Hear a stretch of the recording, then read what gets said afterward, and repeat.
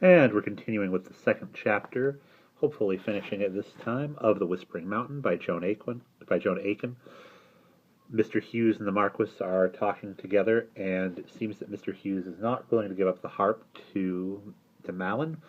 So a drink is proposed, and it looks like some shady dealing is going on, and Mr. Hughes has just swallowed his drink and will continue from there. "Powerful, is it not?" the Marquis said smoothly. "You should drain it all in one draught to experience the full benefit." Mr. Hughes drained the glass and staggered. "The old gentleman is not used to strong liquors, I am thinking."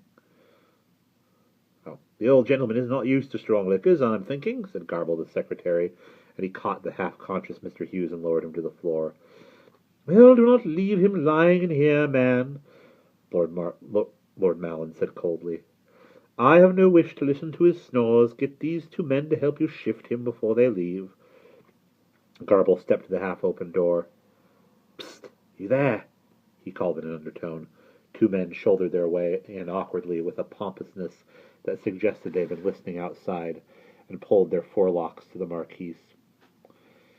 One was short, stout, and red-faced, with gaps in his teeth. Sandy, greasy hair fell across his forehead in streaks, and a bland, smiling expression. The other, who might have been planned as a contrast, was tall and pale, black-haired, with a mouth like a letterbox and eyes as inexpressive as black beans.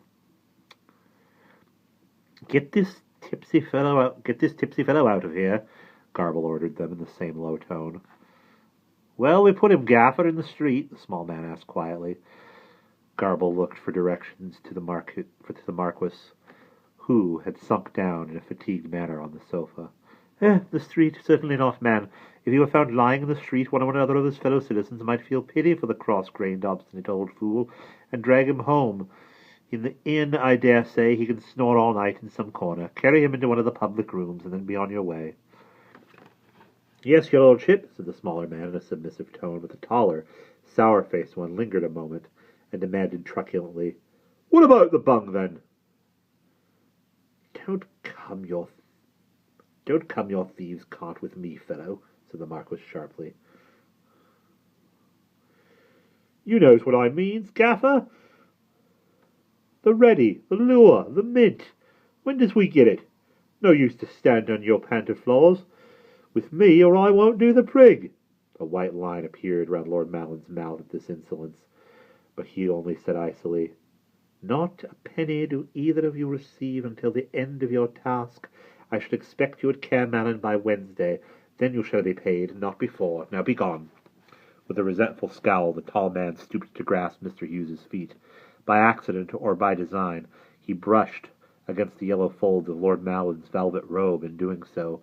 Quick as an adder, the Marquis swung the doubled length of his gold chain and dealt the man a savage cut across the face. "Don't do that again, dog!" he snapped, breathing a little fast, "or I shall lose my temper." The secretary, Garble, moved one smooth step forward, but his intervention was not needed. The tall man dropped his eyes sullenly before Lord Malin's yellow stare, and shuffled off out of the room, carrying his share of the unconscious Mr. Hughes. A mottled red wheal was beginning to come onto his cheek. The smaller man, holding Mr. Hughes's head, found it difficult to close the door behind him. Finally he managed, by jamming his head between his knees and pushing the door to with his hip. "Now, perhaps," said the Marquis, fanning the air as if to eliminate a disagreeable odor, "now perhaps we can have a little civilized peace and quiet." He drew toward him the dish of fruit, made a leisurely selection of the largest peach, and began to peel off its furry skin, adding, "You may tell our swarthy-skinned Ottoman friend, what title does he give himself?" "The Seljuk of Rum." "Just so, the Seljuk of Rum. You may tell him that the coffee-room is quite at his disposal, should he wish to return. I will even challenge him to a game of chess." But, unlikely though it seemed, considering the rain and the dark, the Seljuk of Rum must still have been out inspecting the sights of Pennygaff, for he was nowhere to be found. And that is the end of Chapter 2.